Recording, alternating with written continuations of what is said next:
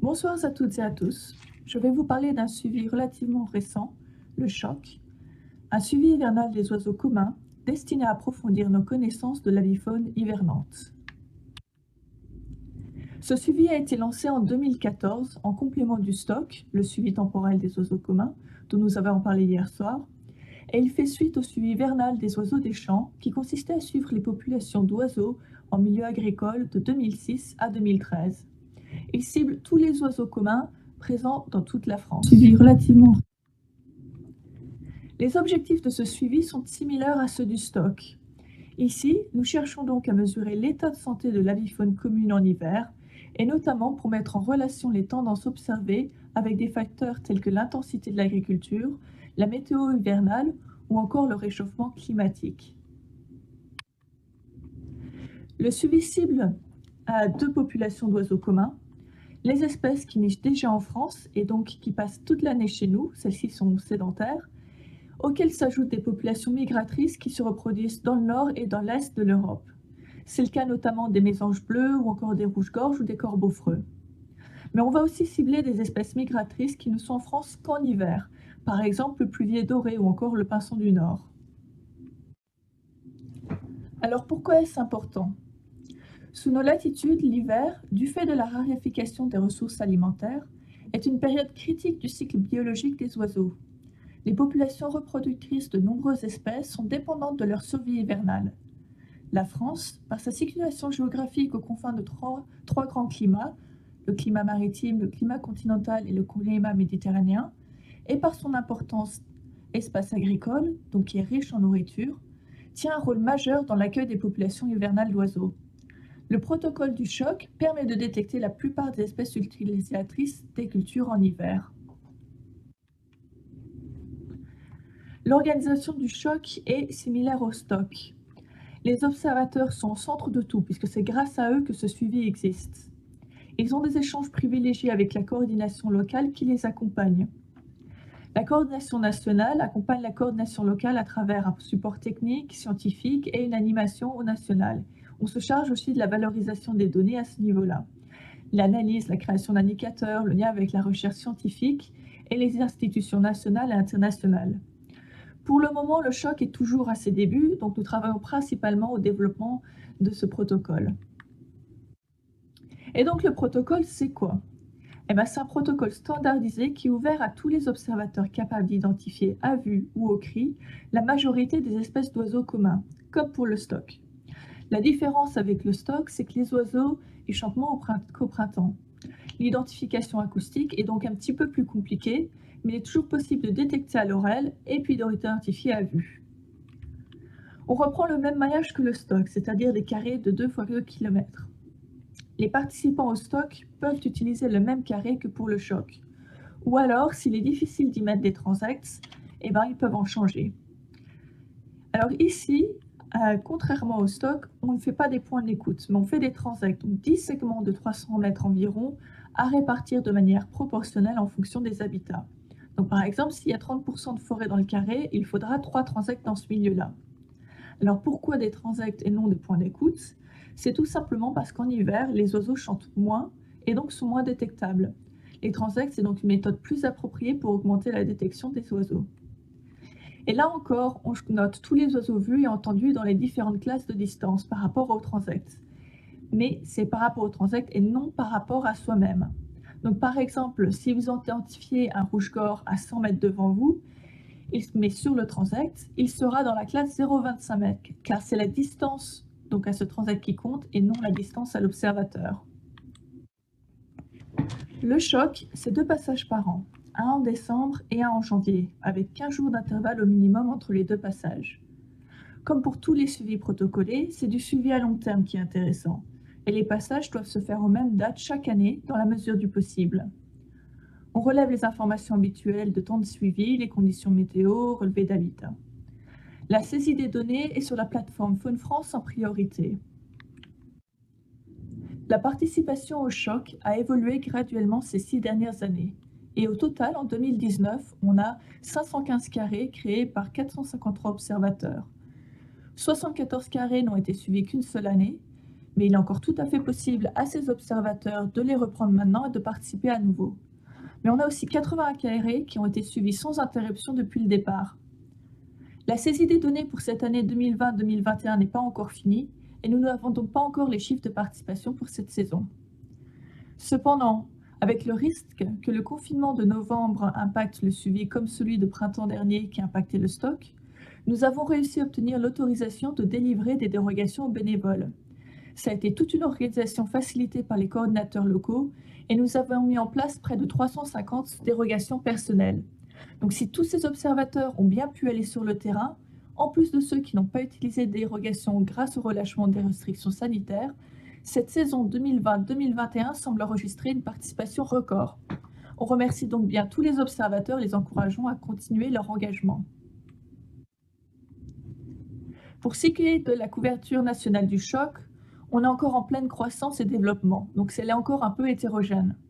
La façade ouest, notamment le Poitou-Charentes, la Vendée, sont plutôt bien représentées. Plus à l'est, on a une bonne participation de l'Auvergne-Rhône-Alpes et puis de l'Yonne, la Nièvre. L'Île-de-France, les Pyrénées-Orientales sont aussi des bastions de participation. On continue donc d'encourager la participation dans ces départements et nous cherchons aussi particulièrement à promouvoir et recruter de nouveaux observateurs dans les endroits sous-représentés. Donc si vous êtes en Normandie ou en Centre-Val de Loire, en Occitanie ou en PACA, n'hésitez pas à nous rejoindre. Votre contribution nous permettra d'améliorer la robustesse du suivi. Même si la couverture géographique est hétérogène et donc pas tout à fait représentative, en ce qui concerne les habitats principaux, on est plutôt pas mal. 53% des transects sont en milieu agricole, 28% en milieu forestier et 19% en milieu bâti. Si on compare ces pourcentages avec l'occupation des sols en France, on a des proportions qui sont plutôt représentatives. Mais encore une fois, une plus forte participation et plus de sites permettraient d'améliorer cette représentativité.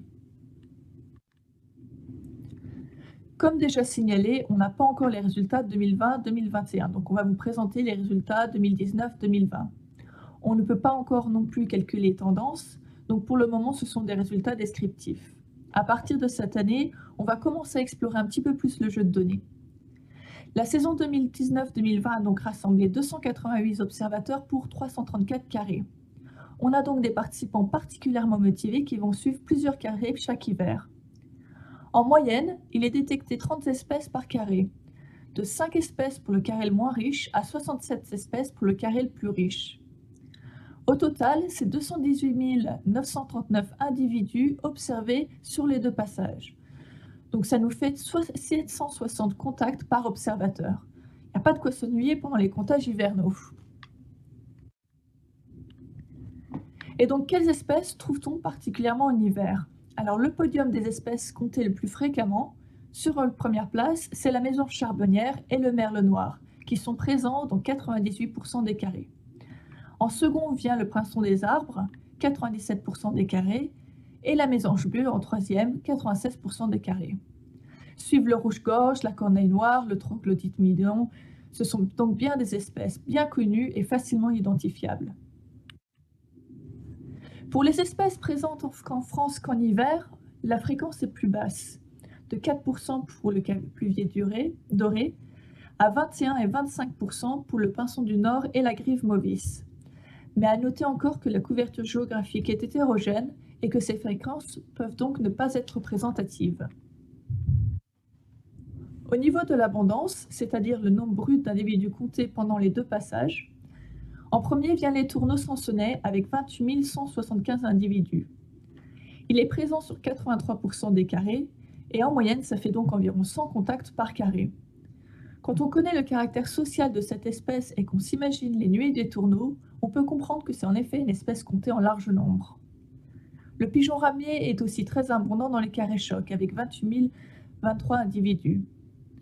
Enfin, le pinson des arbres lui aussi est très présent, avec plus de 25 000 individus. Suivent le moineau domestique, l'alouette des champs, la corneille noire ou encore le merle noir. À ce stade, on ne peut donc pas calculer de tendance, mais on peut toujours jeter un œil aux variations d'abondance brute par les histogrammes.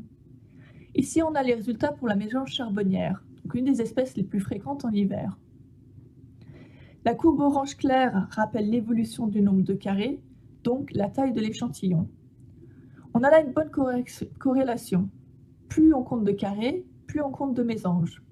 Cela semble indiquer une certaine stabilité des effectifs. On rappelle que la tendance du stock de 2001 à 2019 est de 7% de croissance. Mais il est toujours très important de rappeler qu'il n'y a eu là aucun traitement statistique. Ce sont donc les données brutes. Et il convient donc de ne pas faire de conclusions hâtives. Pour le merle noir, là aussi une espèce très fréquente, donc bien représentée, les variations d'effectifs sont moins claires. Malgré un échantillonnage en développement, les effectifs varient peu. Alors serait-ce le signe d'un déclin de l'espèce? Là encore, il nous faudra calculer la tendance pour évaluer si c'est le cas. La tendance en période nicheuse du stock indique une augmentation de 7% de 2001 à 2019, ce qui semble à premier avis contradictoire, mais ça ne l'est pas forcément. Le pas de temps est en effet différent. On parle de 19 ans pour le stock et de 6 ans pour le choc. La suite serait donc de comparer les tendances de ces deux protocoles sur les mêmes années. Il y a donc encore beaucoup à faire pour exploiter ces données et les valoriser, et il est donc primordial de continuer à développer ce dispositif et améliorer notre échantillonnage.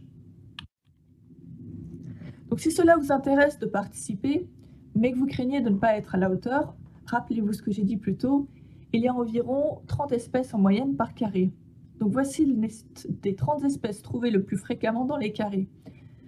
Vous voyez, ce sont des espèces quand même très communes et assez faciles d'identification. Donc si vous savez déjà les identifier, vous êtes sur la bonne voie. Dans ce cas-là, contactez-nous sur le site Viginature et il y a la liste des coordinateurs locaux que vous pouvez contacter directement pour participer. Ou alors envoyez-nous un email à choc@mnhn.fr et on vous mettra en contact. On cherche particulièrement à améliorer la couverture géographique, donc n'hésitez pas, mais tout le monde est le bienvenu. Donc voilà, il ne me reste plus qu'à vous remercier pour votre écoute. Et bien entendu, un très grand merci à tous les observateurs et aux coordinateurs locaux qui font vivre ce protocole. Et je suis là pour répondre à vos questions.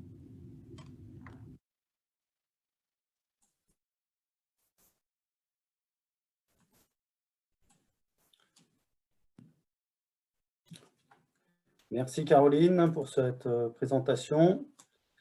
Alors, on a pas mal de questions. Je vais commencer par… alors, attends, je reprends.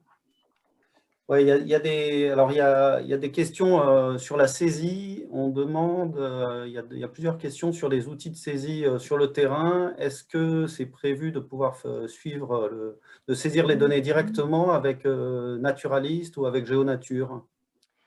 Eh ben, pour le moment, ça n'est pas encore disponible, mais ce sont quand même des développements pour lesquels on est vraiment très intéressé. Et d'ailleurs, demain, on organise un atelier avec notamment quelques observateurs et une grande partie des coordinateurs. Et c'est des discussions qu'on va avoir car on a vraiment des retours de l'intérêt des observateurs de pouvoir saisir directement sur le terrain. Donc, c'est des choses qui nous intéressent, notamment de pouvoir offrir cet outil sur Naturalist. Ok, merci. Et GeoNature? Je ne suis pas sûre, mais en même temps, je pense qu'on ne peut pas développer des outils sur toutes les différentes plateformes, donc c'est à décider un petit peu quel serait le meilleur outil à développer. D'accord, merci. On a une autre question, toujours sur la saisie, qui interpelle plusieurs personnes. C'est sur le fait qu'on ne puisse pas saisir les données météo sur le site. Ouais, je viens de voir ça et c'est un bug qu'on m'avait déjà fait remonter et que j'avais fait remonter donc à Biolovision. Et apparemment, ça n'a pas encore été traité. Donc, merci de nous le signaler. Il va falloir qu'on leur resignale, qu'ils me remettent en ligne parce qu'en effet, normalement, vous devriez pouvoir faire rentrer les données météo et neige et tout ce genre d'informations. Donc, on va travailler dessus pour résoudre le problème. Ok. Et tant qu'on y est sur toutes ces histoires, il y a une question qui vient de sortir. Est-ce qu'il y a Naturalist pour l'iPhone? Allez, on les avait ces questions la semaine dernière et la semaine hier. Non, toujours pas. Bon, alors il faut savoir qu'en fait tout ce qui est application Naturalist et tout, c'est un prestataire de service comme Biolovision qui s'en occupe. Et donc, ça, ils sont au courant qu'ils aimeraient bien développer ce genre d'outils, mais d'après les dernières discussions que j'ai eues avec eux, le problème, c'est que les produits Apple sont beaucoup plus difficiles à développer que sur Android, parce que c'est beaucoup plus fermé, donc ça va prendre un peu plus de temps de pouvoir développer ces outils, malheureusement. D'accord, merci. Et ben, peut-être une dernière question, ouais, ça va bientôt être l'heure. Une question donc sur le fait que est-ce que ce serait, enfin, il y a beaucoup de contraintes sur ces suivis parce qu'il faut respecter les dates, des horaires. Voilà. Est-ce que c'est pas un suivi qui est réservé aux professionnels? Bah, je pense pas vraiment, c'est un peu comme le stock d'ailleurs. C'est vrai que il y a des contraintes, ce sont des suivis protocolés, standardisés, donc et on ne peut pas, enfin, c'est pas des observations opportunistes, donc c'est sûr qu'on a toujours un petit peu des contraintes, mais finalement, c'est quand même un protocole relativement simple. C'est sûr que, enfin, il faut y aller le matin. C'est vrai qu'en hiver, c'est un petit peu plus difficile dans certaines régions. C'est vrai que bon, moi, je suis basée dans l'ouest de la France, donc c'est vrai qu'on a des hivers quand même plutôt cléments, donc c'est clair que dans des régions peut-être un peu plus montagnardes, c'est un petit peu plus compliqué, mais finalement, c'est plutôt faisable. D'ailleurs, on a tout le temps une participation qui augmente d'année en année. Donc, clairement, il y a des observateurs que ça intéresse et qui s'y mettent et qui peuvent suivre pendant plusieurs années.